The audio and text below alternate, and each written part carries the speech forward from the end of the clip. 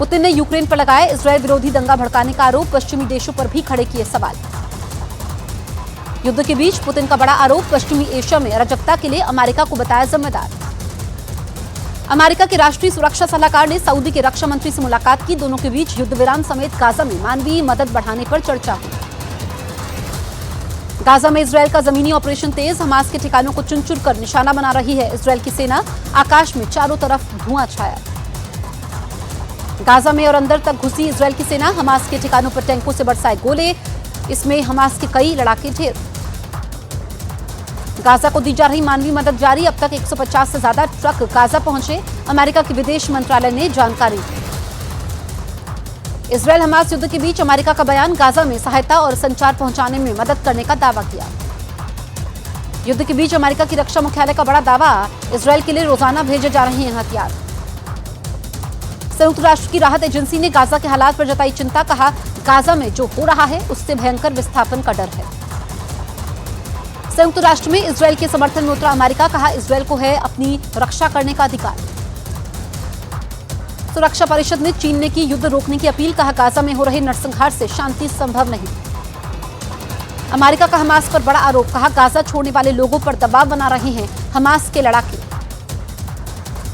UNICEF में Gaza में की तुरंत युद्ध विराम की अपील, बच्चों की सुरक्षा का उठाया मुद्दा। पानी की कमी की वजह से यूनिसेफ ने गाजा में की बड़ी आपदा की चेतावनी, बच्चों के साथ हिंसा पर चिंता जाहिर की। तुर्की के विदेश मंत्री ने इजरायल के हमले का विरोध किया, गाजा में अस्पताल पर हुए हमले की निंदा की। फिलिस्तीन के इस्लामिक जिहाद संगठन ने जंग में कई इजरायली बंदियों के मारे जाने का दावा किया, कहा इजरायल की बमबारी में कई बंदी मारे गए। रूस के राष्ट्रपति ने फिर किया फिलिस्तीन का समर्थन, कहा पूर्ण स्वतंत्र फिलिस्तीन की स्थापना के पक्ष में खड़ा है रूस। गाजा में इजरायल के हमले की रूस के राष्ट्रपति ने निंदा की, कहा गाजा में हमलों को उचित नहीं ठहराया जा सकता है।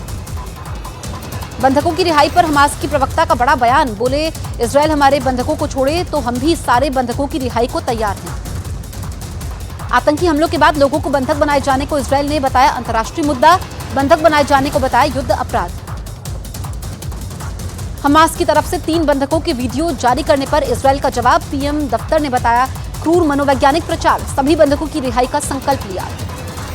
हमास के युद्ध के बीच नेतन्याहू का बयान, कहा हमास के कभी खत्म नहीं होगी दुश्मनी। इजरायल की धमकी पर हमास का पलटवार, कहा इजरायल की धमकी से डरने वाले नहीं हैं, अपनी विफलता को छिपा रहे हैं नेतन्याहू। फिलिस्तीन के इस्लामिक जिहाद संगठन ने इजरायल पर गुमराह करने का आरोप लगाया, कहा जमीनी हमलों की नकली तस्वीर जारी कर रहा है इजरायल। इजरायल के तेल अवीव पर हमास ने एक के बाद एक कई रॉकेट दागे, आयरन डोम ने हमले को नाकाम कर दिया। हमास से जारी युद्ध के बीच इजरायल की सेना का दावा, हमास में दर्जनों आतंकवादियों को मारे जाने की बात कही। ब्रिटेन के कंजर्वेटिव सांसद पॉल ब्रिस्टो को सरकारी पद से किया गया बर्खास्त, गाजा में युद्ध विराम की मांग करने के बाद कार्रवाई हुई। इजरायल और हमास युद्ध के बीच कच्चे तेल की कीमतों में तेजी से बढ़ोतरी, विश्व बैंक ने युद्ध जारी रहने पर तेल की कीमतें $150 तक पहुंचने की आशंका जाहिर की।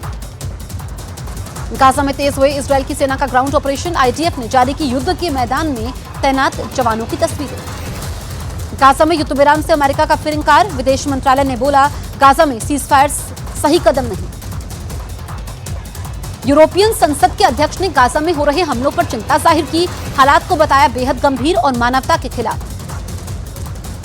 इजरायल हमास युद्ध पर संयुक्त राष्ट्र की बड़ी चेतावनी, बोले सीरिया तक पहुंची युद्ध की आग से लंबे वक्त तक खतरा है।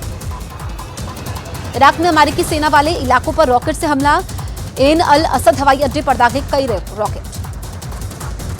लेबनान में पत्रकार अब्दुल्ला की मौत मामले में इजरायल ने जांच के हवाले से दी जानकारी, पत्रकारों को निशाना बनाने की बात से इनकार, बोले हमले के समय हुई मौत।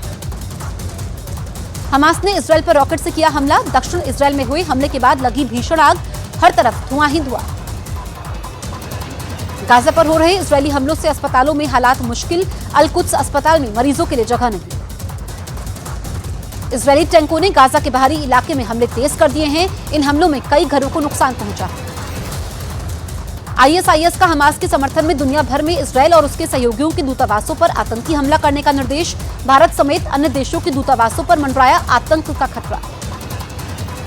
आईएसआईएस के सभी डिवीजनों को नियंत्रित करने वाली सेंट्रल शाखा ने जारी किया पत्रिका का नया अंक, यहूदियों, इजरायल और उसके समर्थकों के खिलाफ हमला करने का निर्देश। सेव द चिल्ड्रन संगठन का गाजा में 3200 से अधिक बच्चों की मौत का दावा, हजारों बच्चों के लापता होने की जानकारी। गाजा में हमलों के समय हमास के आतंकवादियों ने खुद को इमारत में बंद किया, बिल्डिंग में छिपे सभी 20 आतंकवादियों को मार गिराने का आईडीएफ का दावा। वेस्ट बैंक के जनिन में इजरायल की सेना के हमले में फिलिस्तीन के 2 लोगों की मौत, छापेमारी के समय इजरायल सेना पर हुई थी पत्थरबाजी, जिसके बाद झड़प भी हुई। ऑस्ट्रेलिया के विदेश मंत्री का इजरायल को सुझाव, बोले दोस्त देशों की बात माने इजरायल, गाजा में नागरिकों की जान की करे रक्षा।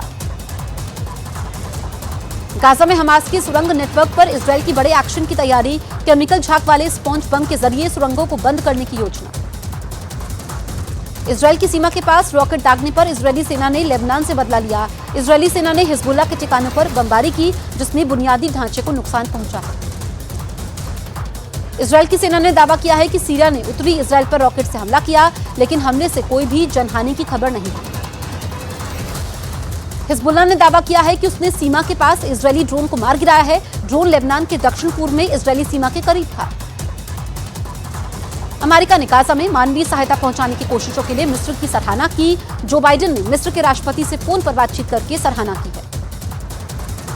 संयुक्त राष्ट्र में इजरायल के राजदूत ने कहा कि हर ईमानदार देश को संयुक्त राष्ट्र को बिना पक्षपात किए हुए पैसा देना चाहिए और यहूदी विरोधी भावना को खत्म करना चाहिए।